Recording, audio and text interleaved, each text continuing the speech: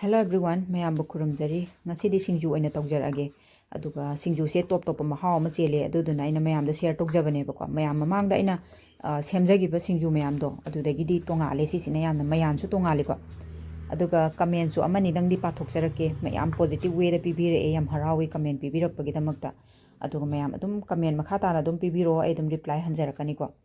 Aduga singju gi mayanse sita leijare kobi ne daga yongchak ne si semaga phajana thamjarabani ko aduga ngari ne umorok ne aduga kaino ne thum ne si se phajana aina paste ama seme aduga si se hana phajana noibirane ba kaigino di thum ga morok ka ngari ga je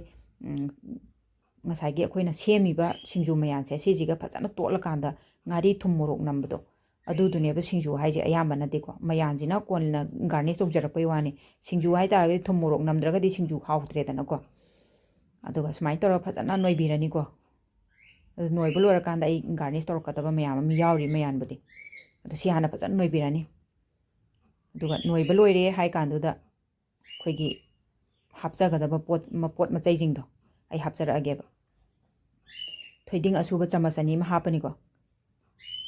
besan chamasama besan angawbani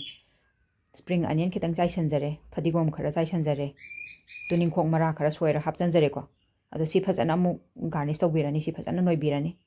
habdi yam kana noidrasu yare ko sidi asai noidrabani na sidi only flavor khatangi neba saiba kanda koigi each and every bite kitang lokhat pa kanda ko koigi mahawdo saiba kanda lakpa mahawdo adu duneba phadigom gi mahaw tuning khok gi mahaw sise hana pura noi that khara gadi mahawdo mangeba adu dana smaina garnish oina tora tamna dang oina matham khadang onbiba ado keli chana khara ngaujabani keli chana si su huren totchalakani ko duga pafor makon khara taujai papor makon si su huren kitang soigairaga totchalakpada yaurakani ko kona totchanba habadi yam kana totpadi nate ko sidi adum pulap mix up tawbai wani pafor sina sugair kadoini adum mayam aigi comment ani haido ko ani khaktang di pathokjarake duga comment se smai tawe surchandra thaudam hai man haibirakpada aina semba sabagi processing se yamna luna nana mawong marin tana seme hai ko machu tai hai ado dombul sagachari aduga nita production mayamna dum comment bibire e binoya devi dagi